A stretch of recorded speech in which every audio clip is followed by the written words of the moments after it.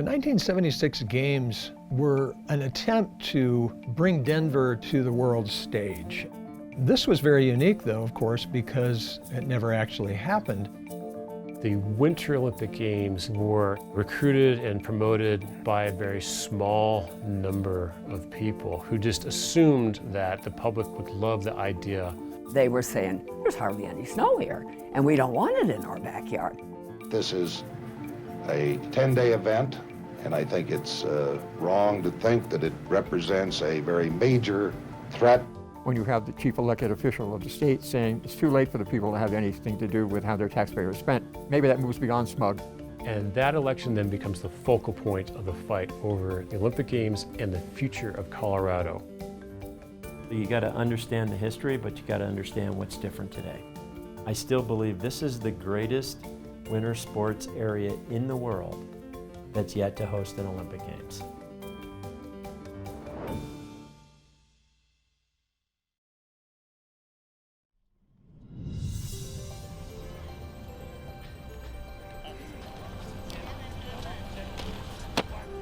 I think skiing is a fantastic sport. It's refreshing, exhilarating. I'm Cindy Nelson, alpine skier. I competed in the 76 and 84 Winter Olympic Games. Through my Olympic experiences, I can see the true Olympic spirit. When the Olympics happen, it really comes through. There's probably not an Olympic sport that occurs, especially on the winter side, that we're not already hosting similar events in Colorado. Whether that's snowboarding events, half-pipe events, World Cup events, we're doing it already now. Line's good. And if we want to be a world-class city, these are the kinds of things we need to do to be on the world stage.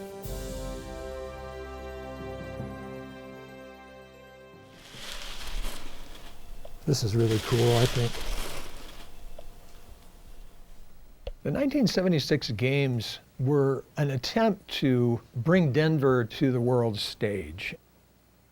My name is Jim Goddard. I'm a longtime fan of the Olympic Games and a collector and historian of the modern Olympics as well. Denver in particular has had a lot of activity over many, many years in terms of bidding for the Olympics, the earliest being in 1932. So it's had a long history of considering the Games. In the 40s, you had a group, largely the Broadmoor and Aspen, that wanted to bring the Olympics to Colorado. And it didn't go through, but that planted the seed. And so you had this succession of people putting in bids. It wasn't until the 60s when we see the ski industry, particularly Vail, investing heavily in the Olympics. These are the people who are going to benefit the most from development, the most from influx of tourism dollars.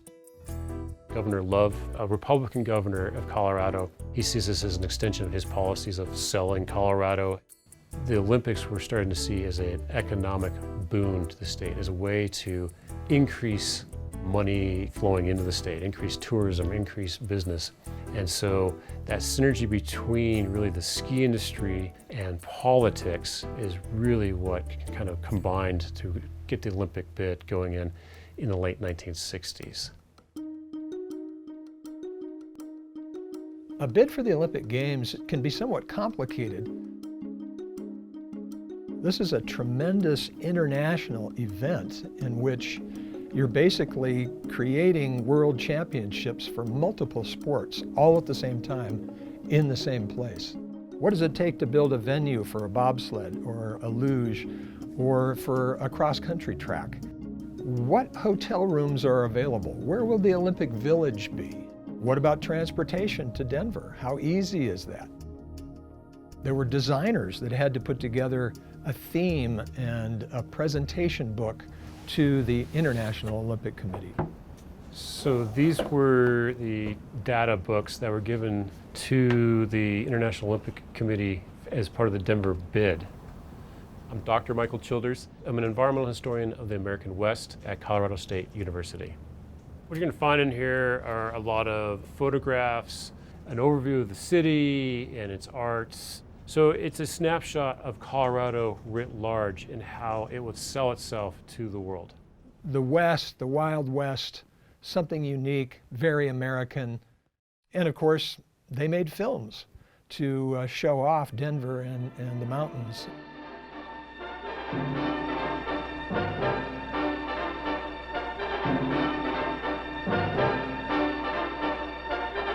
The Denver Olympic story starts in a land of Olympian proportions, the American West. Nestled against the great Rocky Mountain range lies the city of Denver, United States candidate for host city to the 1976 Winter Olympic Games. Denver had to compete against Vancouver, British Columbia in Canada, Sion in Switzerland, a city in Finland. And so you needed to have a lot of networking. The Denver Organizing Committee did their best to try to do that. They hosted some of the International Olympic Committee members to come to Colorado and see the grandeur of the Rockies. And then eventually, Denver was, through voting of the International Olympic Committee, was successful.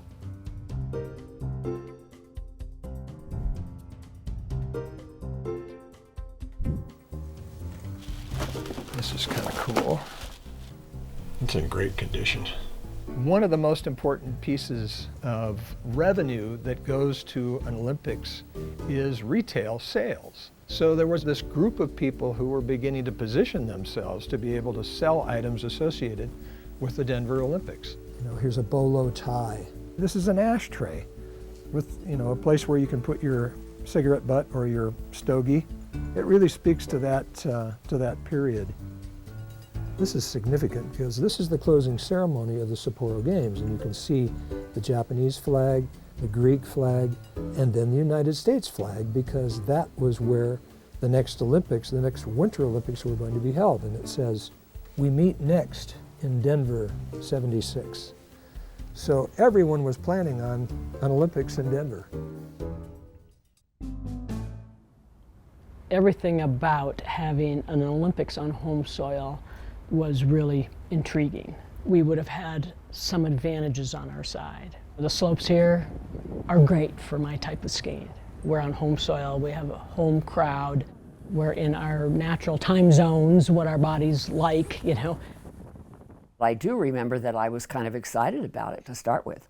So I kind of thought, this is a big deal. And then people started looking at it, and environmentalists started saying, wait a minute. And then they looked at how it had been presented and how they had gotten it.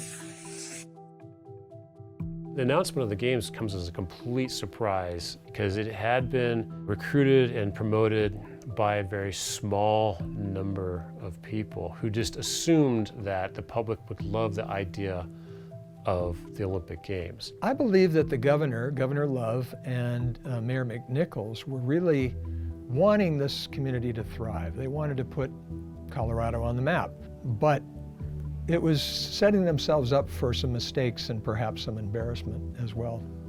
Denver sold itself, though, to the International Olympic Committee, who still believed in the small-scale games as a mountain town.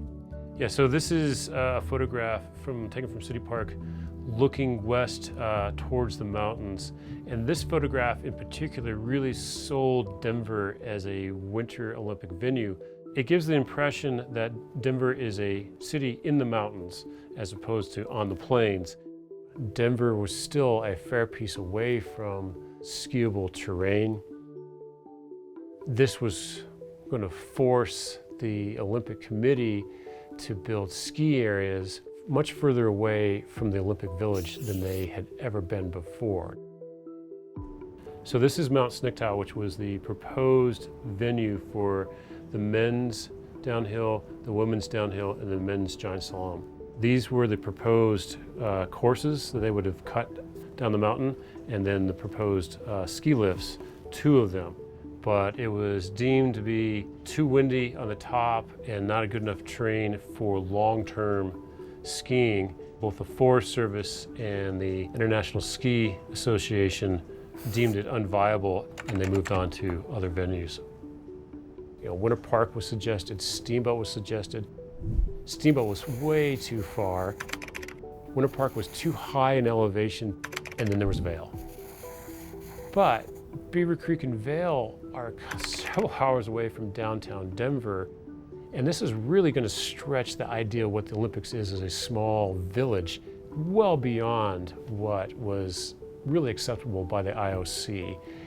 And by that point in time, news slowly dripped out that Evergreen was going to be the site of the cross-country events and the toboggan events and the bobsled events and the ski jumping events.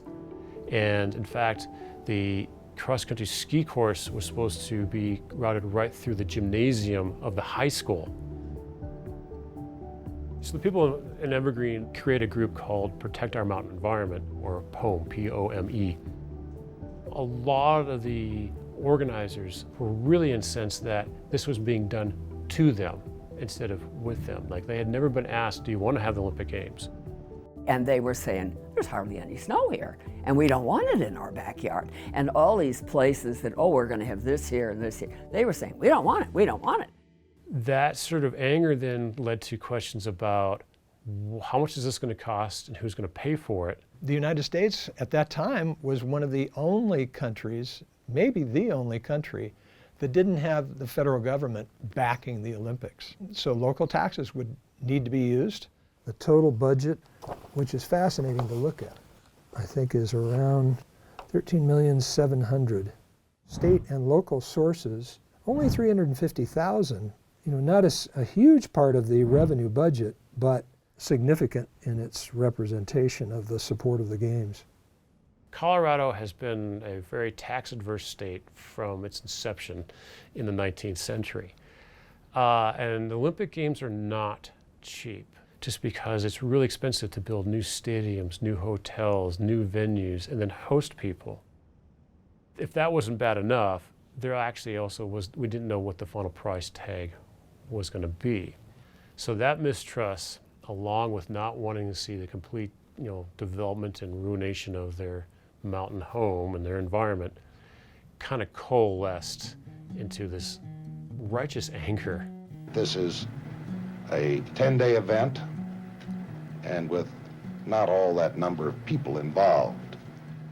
One day I was watching TV, and I believe it was Governor Love at the time came on and said, it's too late to have a vote on this issue. There's no time. There's no time for the citizens to get involved. That raised my hackles. This was a bumper sticker that we used effectively and expresses the desire for voters to vote yes to stop the Olympics. Hi, I'm Tom Nussbaum. I work with Citizens for Colorado's Future, also known as CCF. Citizens for Colorado's Future did not oppose the games per se. It was just a matter of how were they planned and who was going to pay for them. It never seemed as if they would ever come to a final amount it was going to cost the state and the city. We can't tell you if it's going to be 15 million, 30 million, 90 million, and folks after a while can't fool them all the time. They just said, wait a minute, we're being forced to do this and we don't know all the facts. And the facts that have been presented to us don't necessarily add up. Our major point is that hosting the Olympics has become too expensive for a small state like Colorado. The key figure that comes out of a lot of this is Dick Lamb, and he, at that time, is a state legislature. He really seizes hold of the Olympic issue and seeing it not only as it costing too much, but also they are going to cost Colorado what makes Colorado special. Okay, this was our first election. That was inaugural. Me and Dick. My name is Dottie Lamb, and I was married to Dick Lamb for 58 years. This was the time of the Olympics. This is when we were just getting started in politics. He was a really type A person, to the point that it was very invigorating, it was very exciting, it was exciting for me. And so when he saw something, he really went after it. He could be very intense, very smart, very focused. You could see people being drawn to him because of his energy and his commitment to what he believed in. He says he really never had really good accounting skills, but he had good enough ones to figure out that the Olympics were going to cheat the taxpayers. Once he realized what a big financial fiasco would be that he would start with, look at what this is going to cost. And for the glory of the Olympics, this is what we want. So for some folks, it was the money. For some folks, it was the environment. Each one was a selling point to a different constituency. So we had this coalition of people that really wouldn't maybe have gotten together on a lot of other things. The environmentalists, the people who worried about their own town, and then the taxpayers, and it just swelled. You know, it just moved. That coalition, along with a number of other kind of groups, end up getting on the ballot two issues. One is to not have the city of Denver pay for the Olympic Games, and one is to have the state of Colorado not pay for the Olympic Games. This was a handout that we produced at very little cost, reminding people to vote yes. You have to vote yes, but I don't want the Olympics to come here. No, but you still have to vote yes, because you're not voting on whether you like the Olympics or whether they're coming here. We're just talking about tax money. We're not saying we don't like the Olympics. What we're saying here is that it's a question of who's going to pay for these games. No Olympic taxes. Save your money, save your mountains, stop the Olympics. And once it got on the ballot, we pretty much were sure we were going to win that. You know, there just had been a huge momentum built by then and a huge group of people that were invested, and other people were beginning to understand the message.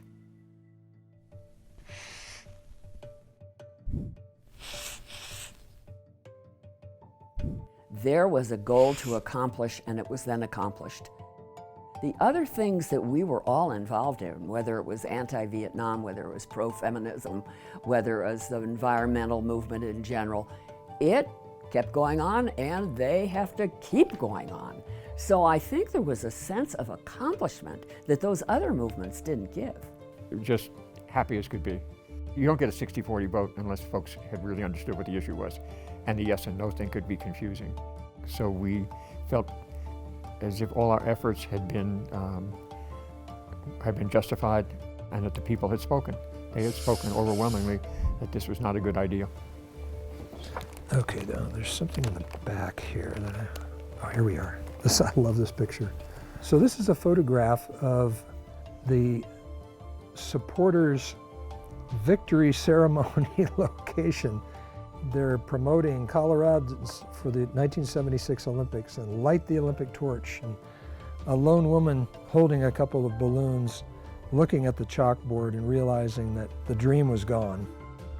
Then Denver becomes the first host city ever awarded the Olympic Games to have to return them to the IC, to reject them.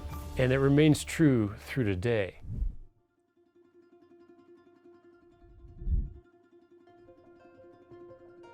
The organizing committee had to go back to the International Olympic Committee with its tail between its legs and say, I'm sorry, we can't do this.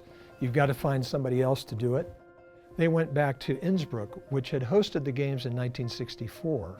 And so it made it much simpler for those 76 games to happen in just a 4-year period. People were asking me how I felt about Innsbruck. And I felt great about Innsbruck, but I had this twinge inside. Why didn't Colorado want it? So I have a scrapbook from 1976, and much of it is Olympic stuff. This says Innsbruck, perfect Olympics setting. Denver voted it down. You know, as an athlete, I'm like, blinders on, wherever you choose to put the Olympics, I'm gonna go race, I'm gonna do my best, and that's, you know, that's just what we do. And I remember coming out of the starting gate and just letting her rip. I held my tuck right through the finish line, and I picked my head up and I looked, and the scoreboard was up there, and I see the C. Nelson with a big 3 next to it. I'm like, I think that's third. Woo, you know. This is my bronze medal. It's a bronze Olympic medal from the 1976 Olympics in Innsbruck, Austria, in the women's downhill. You'll always have it. You're always an Olympian. But in hindsight, looking back, I can only imagine how special it would have been if it was in Denver.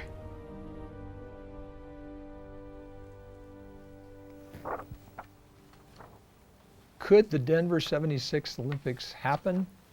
I believe it could have. I think that there would have been some late construction going on, which is true at every single Olympic Games. I believe that it would have cost a lot more than they expected. It's unfortunate, but I think that the voters probably made the right decision at that point in time. Oh, absolutely, it was the right decision. Looking back from now also, I think we'd still be suffering with buildings that weren't being used or had to be raised, or angry people in Evergreen trying to take the luge run down. I mean, probably not after 50 years, but no, I think it was absolutely the right decision. There are lots of opinions about what happened back in 1976, and you can probably argue it and debate it all day, but I would say if the Olympic Games are so bad, why is it that the majority of the cities that host Olympic Games want to host them again? I'm Rob Cohen. I'm the chairman and CEO of the IMA Financial Group and involved in the sports community in Denver for over 30 years. So, you know, I've been to 16 Olympic Games, and so these are all collections that I've gotten from around the world. Obviously, when we started to talk about Denver bid, the Denver 76 stuff just started to emerge everywhere. So pins to hats to posters on the wall from Denver 76. What I try to tell people is I think in 1976 the voters of Colorado got it right. The Olympic movement was in a different place. And really you got to understand the history, but you got to understand what's different today. I mean, we have the best ski areas in the United States. The way our mountain communities are laid out, it's naturally set up for an Olympic kind of festival and atmosphere. Everybody talks about the Olympians that are from Colorado. How cool would it be if those Colorado Olympians could actually compete in their own country, in their own state? We have a long history of bidding on the Olympics in the 1930s and the 1950s, and then ultimately in 1976. But then we turned around and bid in the 1990s again, and then bid on 2018, 22, 26, 30, and 34. I think if people take off their blinders and not think about the way the Olympic Games have always been done, but how can they be done? Our thing was privately financed games, not publicly financed, only building infrastructure that we need or want. And why are Olympic Games only associated in one city? Spread the games around, spread the joy of the games to other communities. If we think creatively, if we think innovatively, we can come up with new ways that really makes this work for everybody. It's no secret Denver hasn't exactly carried a torch for the Olympic Games. We made history for dissing them in 1976. So when city leaders were exploring the idea again last year, well, that sparked what you're seeing on your ballot now. So Proposition 302 essentially said that we cannot work on Olympic Games without first having it voted by the people. The way it's actually worded, though, would actually prevent a mayor or a governor or any exploratory committee from doing the work that it would need to do before a vote to actually have a vote. And so it was very, I'd say very thoughtfully crafted by the people who were the anti-Olympic people so that we would never, ever be able to bid on Olympic Games. The Winter Olympics to come to Colorado, I don't think they will try it again. It's been talked about, but people are still burned by that race. The ones that lost, why fool around with Denver? You know, Dick Lamb may not be there anymore, but that ethic is still there, and it is. They keep trying, and I think that Colorado is well situated to have it. We have the modern facilities, the growth came anyway. We have international destinations. I think that in the future, there should be an Olympics in Colorado. We have the wherewithal, I believe we have the passion eventually. I hope it happens in my lifetime. You know, we have a beautiful state and beautiful resorts, and we want to carry this forward for future generations. And sometimes, if you don't have a good plan, if you don't have a lot of foresight in that plan, it doesn't work. The issues of the environment, how money is spent on various projects, those issues are not resolved. So looking back 50 years, the questions that we raised in 72, to some extent are there, and they probably will always be there. Slim to none are the chances to ever host an Olympic Games. I will never say never. I hope that the work that we did for 12 years between 2014 and 2034 to bring the Games here paved the path to create forgiveness inside the IOC and the Olympic movement for Colorado. I still believe this is the greatest winter sports area in the world that's yet to host an Olympic Games. The 72 election and the fight against the Olympics set Colorado on its current trajectory, politically, economically, and culturally as well. It really crystallized a debate, a fight over what it is that we want to be as a state. Who are we as Colorado? And there is no one answer to that.